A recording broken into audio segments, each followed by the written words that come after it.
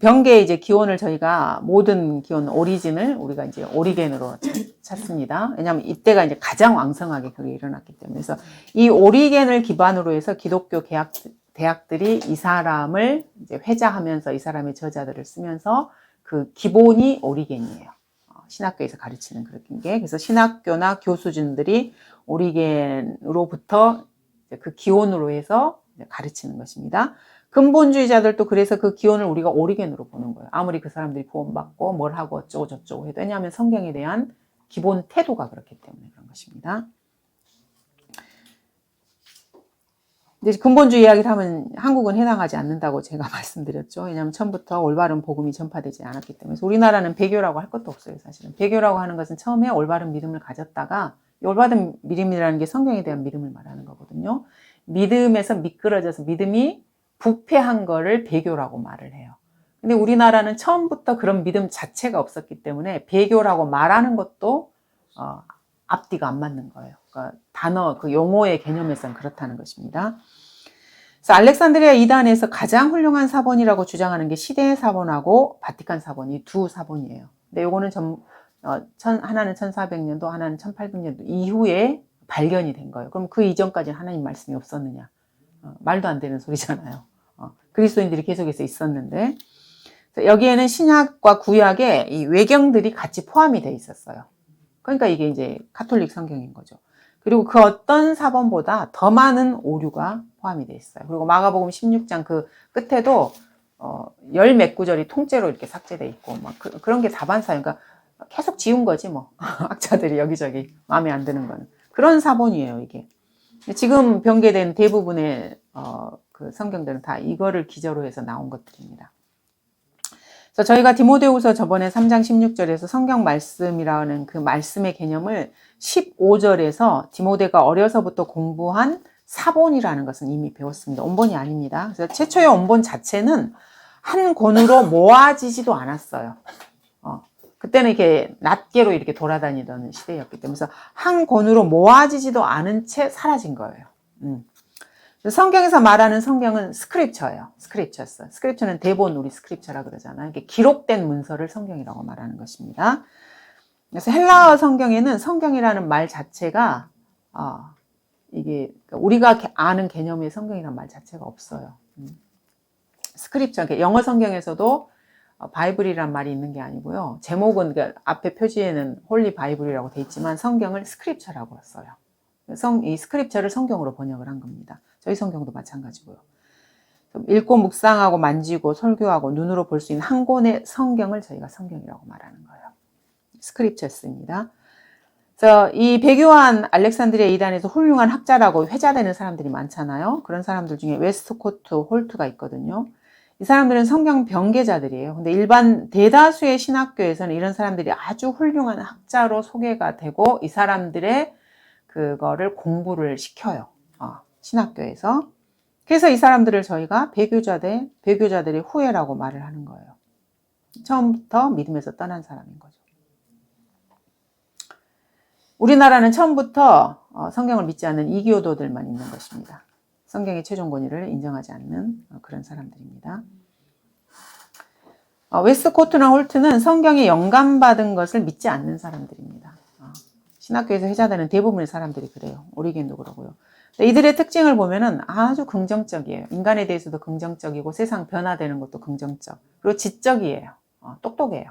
솔직히 말해서 멍청하면 누구 이렇게 앞에서 누구를 가르치겠습니까? 아는 것도 많아요. 학문적이고요. 그리고 겉으로는 경건해 보여요. 제가 말씀드렸잖아요. 오리겐이 거세까지 했다고. 사랑과 통합이라는 이름으로 우리 주위에 아주 포진해 있어요. 이런 사람들이. 그러니까 사람들이 속는 거예요. 여러분도 많이 속았잖아요. 자, 그럼 이제 이 알렉산드리아 학교를 한번 보도록 하겠습니다. 여기가 이제 성경 병계의 근원지예요. 근원지. 알렉산드리아는 이집트 그 지중해 그쪽에 북쪽에 있어요. 북쪽에 있거든요. 그래서 알렉산드리아 위치가 이집트에 있어요. 그러니까 이집트는 아프리카에 있잖아요. 아프리카는 함의 땅이거든요.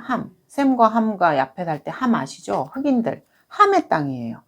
그래서 시편 105편이나 106편에 보시면은 그들이 주의 표적들을 그들 가운데 보였고 함의 땅에서 이적들을 보였도다. 이렇게 하면서 함의 땅이라고 딱 못을 받고 있어요. 그러니까 이집트는 함의 땅인 것입니다. 106편에서는 그는 함의 땅에서는 경이로운 일들을 이렇게 중간에 이렇게 빼고 뭐 행하신 분이라 이렇게 하면서 그 땅 자체를 함의 땅이라고 말하고 있습니다. 이집트는 함의 땅입니다. 셈의 땅이 아니에요.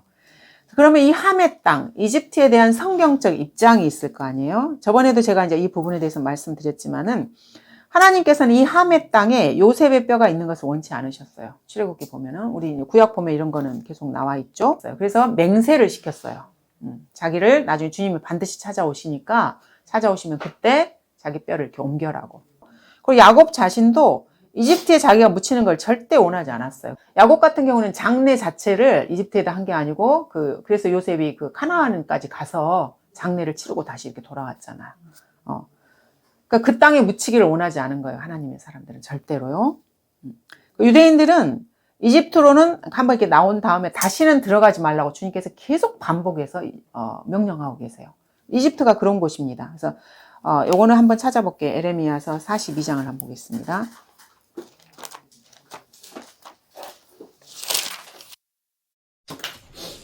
이집트가 세상의 예표잖아요.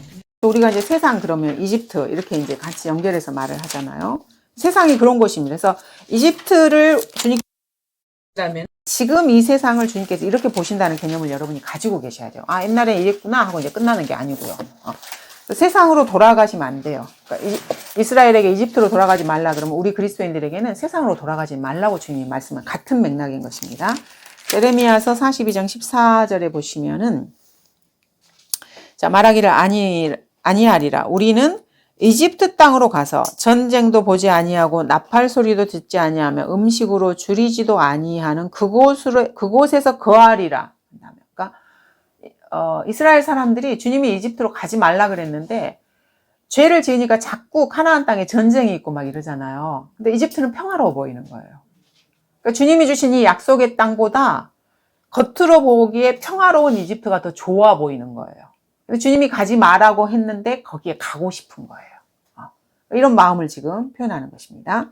15절에도 보시면 너희 유다의 남은 자들아 이제 주의 말씀을 들으라. 만군의 주 이스라엘의 하나님 이같이 말하노라. 만일 너희가 이집트로 들어가서 거기서 기거하려고 왕강의 뜻을 정한다면 그러니까 주님이 그렇게 가지 말라 그랬는데 좋아 보이니까 가겠다라고 뜻을 정하면 그럼 우리 성도들 같은 경우는 내가 세상이 더 좋아 보여. 교회에 별 일 없고 그냥 세상에 가겠어. 이렇게 하면 이제 그 다음 일이 생기는 거예요.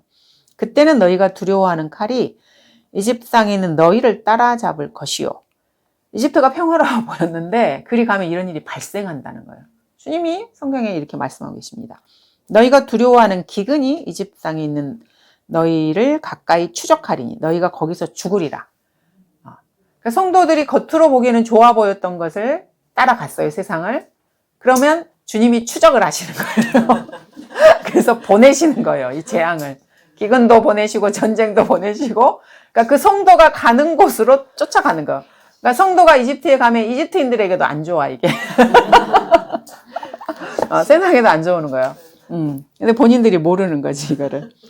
17절로 보시면 그러므로 이집트로 가서 거기서 기거하려고 자기 뜻을 정한 모든 사람들이 그렇게 되리니 그들이 칼과 기근과 전염병으로 죽을 것이요 내가 그들에게 내릴 재앙으로부터 살아남거나 피하는 자가 아무도 없으리라고 주님께서 성경에다 이렇게 딱 못을 박아놨어요. 그래서 한 번 구원받은 사람은요 주님이 계속 추적을 하셔요. 세상이 좋아 보이고 막 이렇게 해서 가면은 이런 일을 당하는 거예요. 그래서 빨리 돌아오는 게 최상의 방법이에요. 안 그러면 죽을 때까지 고생만 하다가 일도 안 풀려요. 솔직히 말해서 일이 안 풀려. 자연인이면 그냥 그러려니 하는데 한번 구원을 받아버리면 어쨌든 성령님이 그 안에 계시잖아요. 성령님이 못 견디셔요, 그 사람을. 그러니까 주님이 가만 안 놔두는 거예요. 주님을 자꾸 힘들게 하니까 세상으로 가서. 이스라엘도 마찬가지인 것입니다. 그래서 하나님의 아들이신 주 예수 그리스도께서도 이 이집트 땅에서 불러냄을 받았어요. 요셉이 그 헤롯의 그 박해를 피해서 그 어린 예수님을 데리고 이집트로 피난 갔잖아요. 도망갔잖아요. 근데 하나님의 아들 다시 이집트에서 불러내셨잖아요, 주님께서. 그래서 이집트는 세상의 애표고요. 세상을 애표하는 것이고 부정적으로 계속해서 언급됩니다. 창세기도 한번 보겠습니다. 창세기 12장은 저희가 이제 그 아브라함을 주님께서 부르신 건데, 성경 구약을 조금만 읽어보신 분은 금방 알아요. 주님께서 세상에 대해서, 이집트에 대해서 어떤 관조를 가지고 계시는지. 창세기 12장 12절 보시면은, 그러므로 이집트인들이 당신을 보고 말하기를 이 여자가 그의 아내라 하고 그들이 나는 죽이고 당신은 살려둘 것이라. 자, 이게 지금 무슨 말이냐면요. 아브라함이 자기 아내 사례를 지금 아내인데, 물론 누이도 돼요. 누이도 물론 됩니다. 하지만 아내잖아요. 근데 예쁘다고 자기를 죽이고 사례만 살려줄 것 같아서 아내라고 하지 말라고 한 거예요. 그러면 이런 일을 왜 당했느냐? 일대를 뭐하러 가? 거기서 뭐하러 얼쩡거려? 주님이 약속하신 땅에 기근이 들어서 지금 간 거예요. 근데 기근이 들어도 주님이 약속하신 그곳에 있어야 돼요. 교회에서 난리가 나고 미운 사람들도 많고 마음에 안 드는 일이 발생하고 이러도 교회고 뭐고 다 싫다고 세상으로 가시면 절대 안 돼요. 거기에 가면 더 큰 일이 발생해요. 여기서 견디셔야 돼요, 여러분. 그리고 주님의 일을 같이 하셔야 되고, 여러분 하나가 주님 보시기에 올바른 태도로 기도하고 자기가 주님께 죄를 짓지 않고 범죄하지 않으면서 교회 내에서 성령님의 세력을 더 넓히는 역할을 본인이 하셔야 되는 거예요. 왜냐하면 이제 우리가 다 어린아이가 아니기 때문에 그런 것입니다. 그래서 아브라함이 세상으로 가니까 이런 꼴을 당하는 거예요. 자기 아내한테 거짓말 시키고. 사실 가장으로서 얼마나 이 초라한 모습입니까? 아내를 지켜주고 이렇게 해야 되는 사람이 자기 아내를 지금 팔아먹고 있는 거잖아요. 진짜로 팔아먹는 거잖아요. 그래서 아내 덕에 물론 하나님 덕이지만 이렇게 잔뜩 재산도 이렇게 해가지고 한몫 챙겨가지고 나오잖아요. 지금 그러는 거예요. 가지 말아야 될 곳을 가면 이런 처지가 되는 것입니다. 자, 에레미야 46장도 한번 보겠습니다. 46장 25절에 뭐 다른 구절도 좀 찾아볼 게 많이 있는데 시간이 많이 걸리니까 몇 개만 한번 보겠습니다. 46장 25절에도 보시면은 만군의 주 이스라엘의 하나님이 말하노라 보라 내가 노예 무리와 파라오와 이집트를 그들의 신들과 왕들과 함께 벌하리니 즉 파라오와 그를 신뢰하는 모든 자들이라 그랬거든요. 자, 파라오와 이집트를 벌을 내리는데 주님께서 그들에게만 벌을 내리는 게 아니고 이 파라오와 그를 신뢰하는 모든 자들에게도 벌을 내리시는 거예요. 그러니까 이집트에 벌을 내리시면서 유대인들에게 덩달아 벌을 내리시는 게 그들이 이집트를 신뢰했기 때문에 그런 거예요. 그런 것입니다. 그러니까 이제 유대인들 때문에 그 이집트도 더 곤욕스러운 거죠. 하나님한테 계속 매를 맞게 되는 거죠. 왜냐하면 유대인들이 자꾸 이집트를 신뢰하니까. 성도들도 마찬가지인 것입니다. 여러분이 세상을 신뢰하고 세상으로 가면 여러분들 때문에 세상이 힘들어요. 세상이 힘들게 되는 것입니다.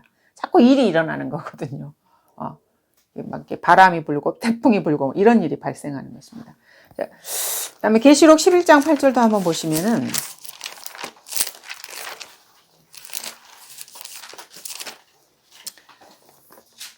이집트에 대해서 정확하게 표현하고 계십니다. 그리하여 그들의 죽은 몸들이 이거 지금 이제 그 모세와 엘리야를 대환란 때 말씀하시는 건데 큰 도성의 길거리에 놓이리니 그곳을 영적으로는 소돔과 이집트라고 부르며 우리 주께서 십자가에서 못 박힌 곳이라. 지금 예루살렘 말씀하시는 건데 영적으로 소돔과 이집트라고 말씀하고 계신 거예요. 지금 뭐 이 시대의 예루살렘도 마찬가지고요. 그래서 이집트를 소돔과 같은 그 레벨에 지금 두고 계시는 것입니다. 주님께서 소돔 불로 멸망시키셨잖아요. 그러니까 이집트를 보시는 관점입니다. 주님의 관점인 거죠. 자, 이런 곳에 학교가 있는 거예요. 위치적으로. 북아프리카, 이집트에 있는 학교가 이 알렉산드리아 이단의 본거지인 것입니다. 근데 세상에서는 이 학교를 기독교계의 최초의 신학교라고 여기고 실제로 그렇게 가르칩니다. 주님께서 자신의 귀한 신학교를 이런 이집트에다 세워놓으셨겠습니까? 그래서 우리가 계속해서 안티옥 이야기를 하잖아요. 시리아 안티옥. 주님은 그곳을 거점으로 해서 일하시는 거지 결코 이집트를 거점으로 일하시는 분이 아니라는 것을 지금 말씀드리는 것입니다. 그래서 이 북아프리카에 있는 이 알렉산드리아 이 학교는 교리문답 학교예요. 교리가 뭔지 여러분 아시죠? 옳고 그름을 이렇게 해서 옳은 것을 성경적으로 옳은 것을 가리키는 학교인데 어쨌든 교리문답을 가르치는 학교였어요. 이 학교가. 그래서 초기 영지주의자들의 학교의 모델이에요. 자, 영지주의라는 말은 영어로는 이게 노스틱이라 그래가지고 뭔가 안다는 거예요. 자기가 아는 자라는 거지. 영지주의자, 내가 뭔가 안다. 지금 이런 말입니다. 이런 사람들이 학교의 모델이 됐고요. 과정은 3년이고 학비는 무료래요. 그러면 돈은 어디서 나는가? 부유한 사람들이 기부를 해요. 여기다가. 그러니까 빵빵한 거예요. 그러니까 돈 있는 사람, 재력가들이 후원을 하는 학교인 거죠. 세상에 어떤 권세가 있고 돈 있는 사람들이 후원을 하는 것입니다. 학장이란 사람이 판테이누스라는 학장인데 이 사람이 누구냐면은 스콜라 철학자예요. 철학자. 근데 개종을 한 거예요. 기독교로. 그러니까 개종한 스콜라 철학자인 거죠. 그래서 그러니까 이게 철학자라는 말을 들으면 이제 딱 아는 거예요. 이 사람의 그 기본이 어떤 소양이 어떤 사람인지. 철학적 탐구를 하는 사람이에요. 철학적 탐구. 그래서 인간의 인지나 인식 이런 것들에 중점을 두고 철학적 탐구를 하는데 철학자이기 때문에 철학을 기반으로 해서 성경을 푸는 거예요. 그래서 그게 문제인 거예요. 이 사람이 철학자인 게 문제가 아니고 철학을 기반으로 해서 성경을 풀이하는 거예요. 그래서 기반 자체가 그래요. 그래서 우리의 믿음을 철학과 연결시켜서 해석을 하는 거예요. 신앙을. 그리스도인의 신앙을. 그게 말이 됩니까? 이제 보시면 이제 클레멘트라는 사람은 AD 202년도 사람입니다. 그리고 오리겐은 232년이에요. 그럼 이 시기를 보면은 요한이 거의 AD 100년쯤에 100년 되기 전에 요한계시록을 쓰고 어쨌든 이제 판모섬에서 이제 죽었거든요. 순교를 했거든요. 그럼 이 사람들 사도들이 다 죽은 다음을 우리가 이제 교부 시대라 그래요. 교부들. 그러니까 교회의 아버지란 뜻이죠. 교부라는 말이. 그러니까 교부 시대라고 이제 표현을 해요. 그러면 그 제자들이, 사도들의 제자들이 뒤를 이어서 이제 사역을 할 거 아닙니까? 그럼 우리가 아는 것처럼 바울 시대, 바울이 살아있을 때부터 배교가 이미 있었잖아요. 그러면 이 교부들 중에는 올바르게 하는 사람도 당연히 있지만은, 이게 1% 배교가 섞인 사람, 10%가 섞인 사람, 뭐 50%가 섞인 사람 섞여 있는 거예요. 같이. 하지만 어쨌든 교부로 불리면서 초대 그 이후의 교회를 이끌어가는 지도자들로서 역할을 하게 되는 것입니다. 이 시대가 지금 그런 시대잖아요. 100년이 지나고, 그러니까 요한이 죽은 다음에 100년이 조금 더 지난 시대잖아요. 그러면 그 세대에 제자들이 있었을 것이고 그 사람들이 이제 하면서 뭐 어쨌든 복음을 전파하고 하는 그 과정들에 있는 거잖아요. 아직 이때면은 로마 카톨릭이 생성이 안 된 시대예요. 근데 뿌리예요. 로마 카톨릭의 뿌리는 이미 자라고 있었던 시대인 것입니다. 이게 오리겐입니다. 오리겐 때 이 학교가 최고 절정을 이룬 시기예요.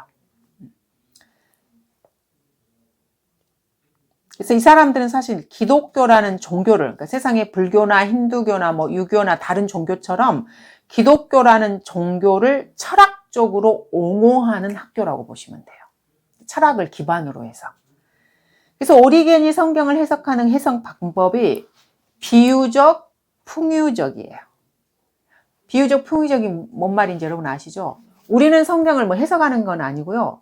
글자 그대로 보는 거예요. 우리는 문자적으로 보는 사람들이에요. 기록된 그대로 믿는 사람이거든요. 근데 비유적, 풍유적이라는 말은요. 기록된 단어 그대로 믿는 게 아니고요.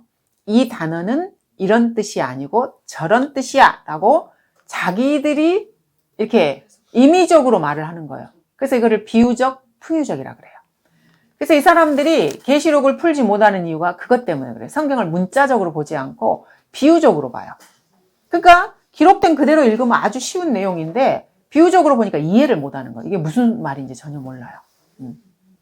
뭐 머리가 7개 달리고 뿌리 10개라 그러면 그냥 그대로 믿으면 되는데 이게 뭔 뜻일까? 뭔 뜻일까? 이러는 거예요. 사탄이 근데 머리가 7개고요. 뿌리 10개예요. 리비아더니. 그래서 그냥 그대로 보면 되는데 그렇게 안 해요. 그러니까 뭔 뜻일까 하니까 이해를 못 하는 거예요. 그리고 모세하고 저기 엘리야가 내려와서 대할란 때 목이 잘리고 이렇게 하잖아요. 그리고 이렇게 머리가 나중에 붙어서 부활해서 하늘로 올라가서 대할란의 그 성도들을 애표하는 거거든요. 그럼 글자 그대로 믿으면 뭐 더 이상 해석하고 말 것도 할 것도 없어요. 근데 못 믿으니까 믿겨지지가 않는 거야. 죽은 사람이 머리가 잘리면 다시 이렇게 해서 올라간다고 말도 안 돼. 그러니까 그러면 이게 과연 무슨 뜻일까? 이제 생각을 하는 거예요. 자기 나름대로 이렇게 그러면 성도들이 그냥 이렇게 믿음에서 떠났다가 다시 온다던가 이런 식으로 자기들 멋대로 막 이렇게 해석을 하는 거예요. 그러니까 성경이 해석이 안 되는 거예요. 이런 거를 비유적, 풍유적이라고. 그래서 보는 사람마다 자기 나름대로 해석을 하는 거예요. 그래서 다 해석이 달라요. 이 사람은 이렇게 하고 저 사람은 저렇게 하고. 우리나라 지금 그 이단들도 다 그렇고요. 일반 기독교도 다 그렇게 해요. 그래서 계시록 그러면은 그 성경은 아직 안 열렸어. 아무도 몰라. 너도 모르고 나도 모르니까 그냥 주님이 열어주실 때가 이런 소리는 하는 거예요. 그래서 칼빈도 주석을 못 해요. 이 칼빈이라는 사람 자체가 신학자거든요. 이 사람이. 근데 신학에 대해서 아무것도 모르는 사람이에요. 아무것도 모르는 사람이 신학자야. 그런 것입니다. 근데 이 기반이 전부 오리겐인 거예요. 비유적, 풍유적 해석을 하기 때문에 성경이 이 사람들한테 열리지도 않아요. 그리고 그 성경 기본 자체가 부패된 성경을 가지고 비유적, 풍유적으로 하니 뭐가 되겠습니까? 그러니까 하나님에 대해서 아는 게 전무한 거예요. 구원받지도 안 한 건 말할 것도 없고요.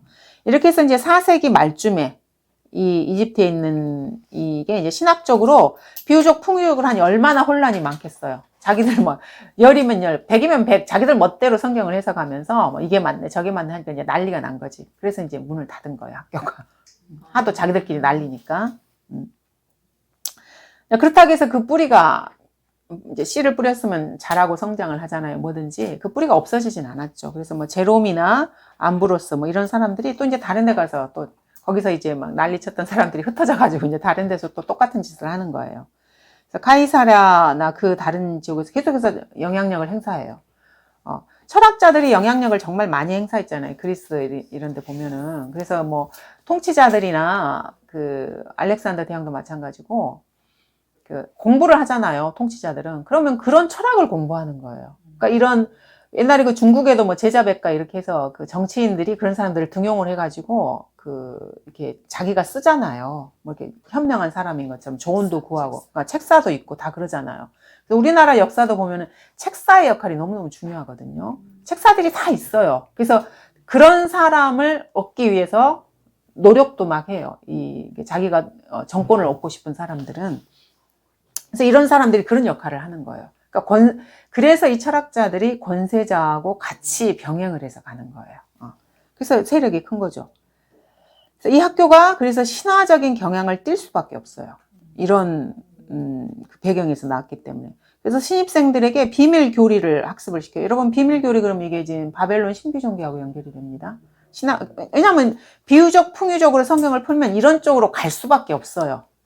그런 쪽으로 가는 게 당연해요. 그래서 이 사람들은 신플라톤주의에 입각해서 성경을 해석하는 거예요. 해석하는 방식 자체가. 근데 이 신플라톤주의가 뭐냐면은 인격적인 신을 부정해요. 우리 하나님은 우리가 이걸 신격이라고 계속 표현하잖아요. 인간이 인격을 가진 것처럼 신격을 가지신 분이에요. 지정의가 계신 분이고 생각이 있으신 분이고 생각을 바꾸시기도 하고 이런 분이거든요. 근데 이런 인격식을 부정해요. 그럼 인격식을 부정하면 이게 뭐가 되냐면 범신론이 돼요. 자, 범신론이라는 것은 우주 만물의 모든 것에 영이 깃들어 있다고 말하잖아요. 돌멩이에도 이게 불교가 그러잖아요. 그러니까 맥이 같아요. 왜냐하면 영이 같기 때문에 그 배후에서 역사하는 영이 같기 때문에 기본적으로 이렇게 들어가면은 같은 거를 주장하는 거예요, 이게. 그래서 우리 성경을 기반으로 한 그리스도인 신앙 외에 세상의 모든 것은 그 배후가 다 같아요. 영이 같아요. 마귀이기 때문에. 그래서 범신론 사상인 거예요. 이거 불교하고 같은 거잖아요, 사실은. 그래서 신에 대한 능동적인 해석을 부정해. 이 말이 무슨 말이냐면 하나님께서 그 인격을 가지셨으니까 의지를 가진 사람은 인간도 자기가 하고 싶은 거 하고 하기 싫은 거 안 하고 이렇게 하잖아요. 주님도 마찬가지잖아요. 이렇게 안 본다는 거예요. 신에 대한 개념을. 근데 기독교에 이런 게 들어온 거예요. 이런 철학자들과 학자들을 통해서. 그래서 기독교 체계 내의 대부분의 신학교와 목사들이 이거를 그대로, 이 사람들의 주장을 그대로 지금 수용하고 있는 실정이고 신학교에서 이런 걸 가르치는 것입니다. 그래서 우리가 그런 사람들을 이단이라고 그러고 인정을 안 하는 거예요. 이런 사람들이 사실은 영지주의자예요. 뭔가 아는 체 하는 거, 아는 사람. 이 사람들은요, 그리스도와 예수님이 두 개의 분리된 존재라고 주장을 해요. 이거 어디서 많이 들어보지 않았습니까? 이게 동방의 신비주의예요. 동방의 신비주의하고도 섞여 있는 것입니다. 그래서 그리스 철학이 동방의 신비 종교하고 섞이고요. 알렉산드리아의 이단적인 거, 그 다음에 필로는 유대인이었는데 이 사람도 이런 기독교인이에요. 그러니까 그리스도인이 아니고 기독교인이에요. 이런 요소가 섞이고 기독교 그리스 철학에 기초한 이런 게 지금 짬뽕이 되어서 그 결과물이 현재 여러분들이 기독교에서 보고 있는 그거예요. 비슷해 보여요. 뭐 하나님, 성경, 뭐 믿음 이런 거 말하는데 자기도 뭐 같은 믿음인 것처럼 하는데 이야기를 해보면 전혀 딴판이라는 거를 우리가 알 수 있는 게 이 사람들의 기초가 여기서 이렇게 됐기 때문에 그래요. 제가 고등학교 때 학교에서 배울 때 그 사회 과목을 우리가 배우잖아요. 역사도 배우고 그러면 이런 표현이 있었어요. 철학은 신학의 시녀다. 이런 걸 배워요, 학교에서. 옛날에는 그랬다더라 하면서. 그때는 그냥 외웠지. 시험을 봐야 되니까. 근데 그 말이 그 말이에요. 철학을 통해서 성경을 풀이하는 거예요. 그래서 철학을 신학의 시녀라고 그러는 거예요. 그러니까 세상 사람도 그걸 아는 거예요. 그래서 학교에서 이걸 배웠어요, 제가. 이 사람들이 그렇게 하니까. 그래서 신학을, 그러니까 성경을 철학적 기반에서 푸는 거예요. 그래서 저 대학교 다닐 때만 해도요, 누가 신학에 관심이 있고 하나님 목회자가 되고 싶은 사람이 있으면은요, 그 사람에게 철학과를 가라고 공고를 해요. 그게 그런 이유 때문에 그런 거예요. 그래서 신학을 하기에 앞서서 철학을 공부하는 사람들이 꽤 있었어요. 그때 당시에. 제가 아는 사람도 그랬고요. 이유가 그래요. 이 기원이 그렇기 때문에 그래요. 철학적인 기반. 그래서 신학교에 가면 철학을 배우는 이유가 그래서 그러는 거예요. 인본주의 사상을 배워요. 왜냐하면 인본주의 사상이라는 게 이 철학자들에게서 다 나온 사상이거든요. 그래서 인정을 하지 않는 것입니다. 창세기 3장 우리가 2부 봤었죠. 그래서 2부가 뭔가를 알고자 하는 욕구, 신들과 같이 되고자 하는 욕구로 범죄했잖아요. 같은 거예요. 그래서 이들은 2부의 후예인 거예요. 알렉산드리아 이단의 뿌리가 이렇게 맥이 같다는 것을 우리가 이런 거를 통해서 볼 수가 있습니다. 그래서 속으시면 안 돼요. 같은 믿음이니, 뭐 나도 구원받았니, 나도 본어겐 크리스찬이니, 그렇지 않습니다. 완전히 다르다는 걸 여러분이 아셔야 됩니다. 네, 오늘은 여기까지 하도록 하겠습니다.